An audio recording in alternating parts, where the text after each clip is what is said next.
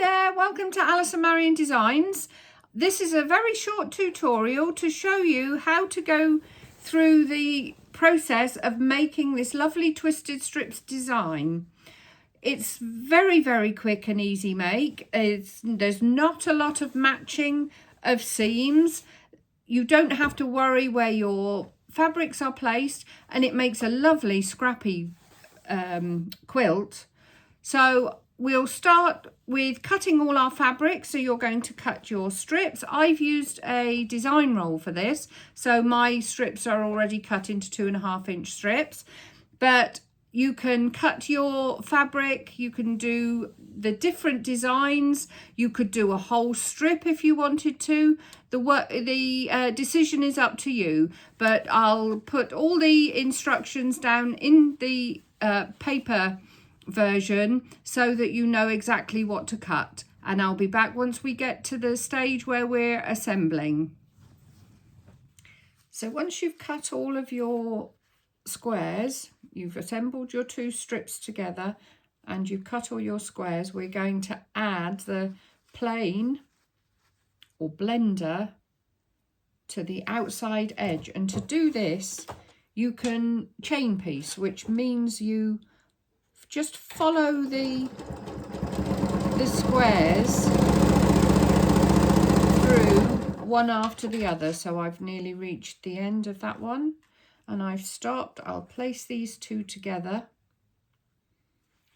and then as this previous one comes to an end, I'm just going to feed the next one in.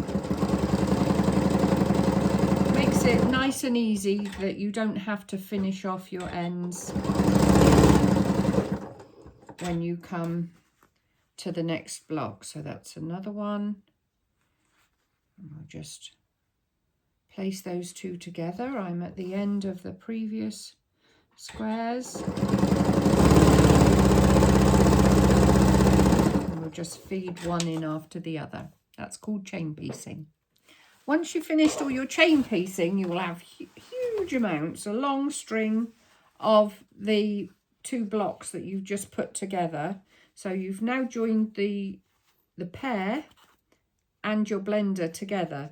So once you've chain pieced them all together, you just snip them apart, and then when you've got them, huge great big pile of them, you go to the ironing board and you will press open the seams. I don't always press open seams because I would normally nest, but that's not necessary on this particular quilt. So I'll come back when I've pressed open all my seams. So now we've got all of our squares together. So now what we're going to do is we're going to take our rectangles, which were the two strips together, and that's going to be placed along one edge, along there, and stitched. Now I don't tend to do it so that it's too organised. This is a quilt that I think looks nice if it's quite scrappy. The only thing I would check is that you don't have two fabrics exactly the same next to each other.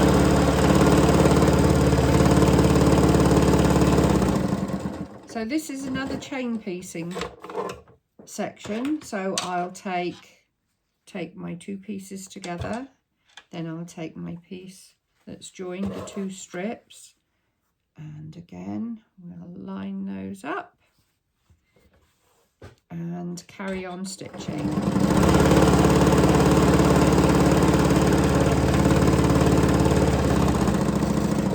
So you're going to do the same here, your chain piecing, joining together your two squares and your rectangle.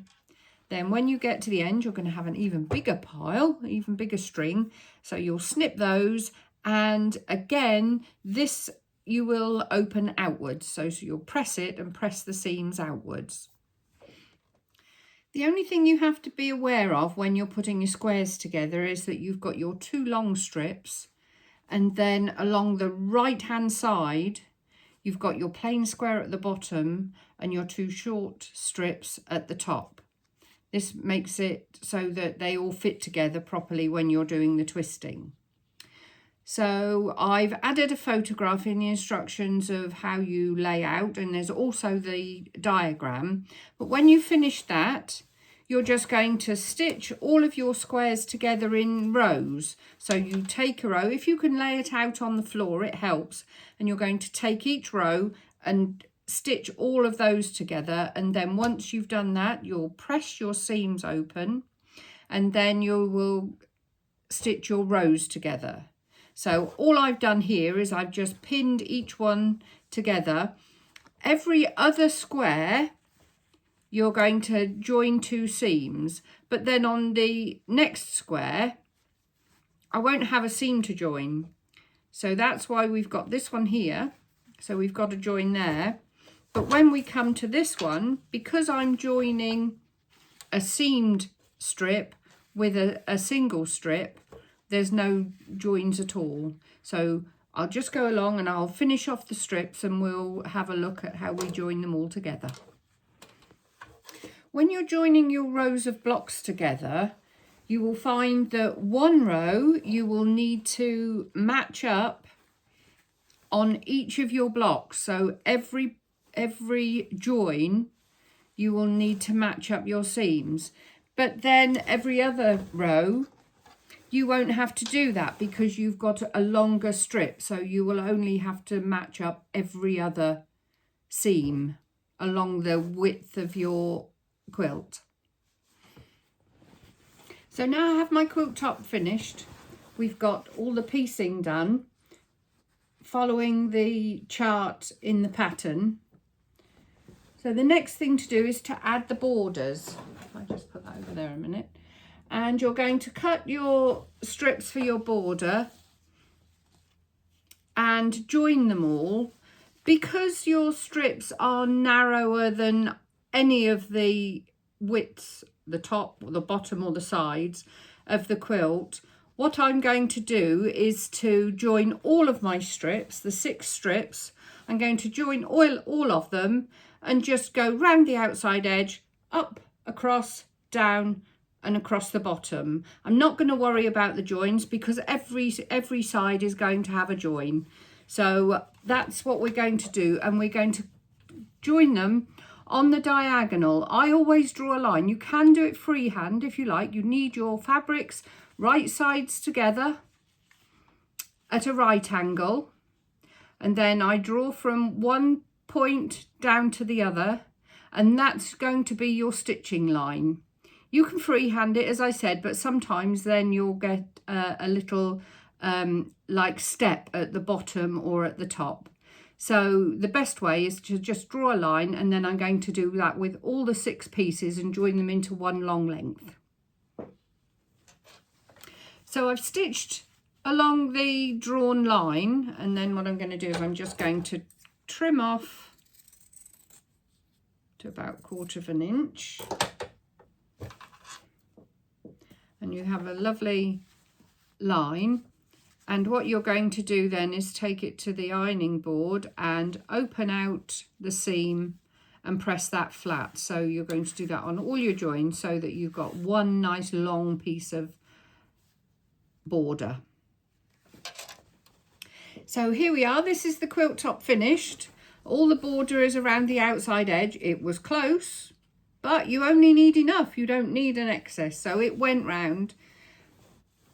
Now all that needs to be done is you can either quilt it like a quilt with a layer of wadding and then your backing fabric, or like I'm going to do, I'm going to upcycle this old fleece that my mum had in the cupboard. It's a lovely soft cuddle fleece, so I'm going to put that on the back, and it will end up being more like a blanket than a quilt, but that's what I'm happy with because it will go on the back of my sofa.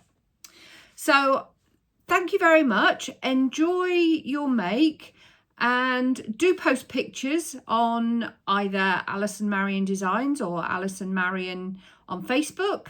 And I hope to see you again. Thank you very much. I hope you enjoy your make. Bye-bye.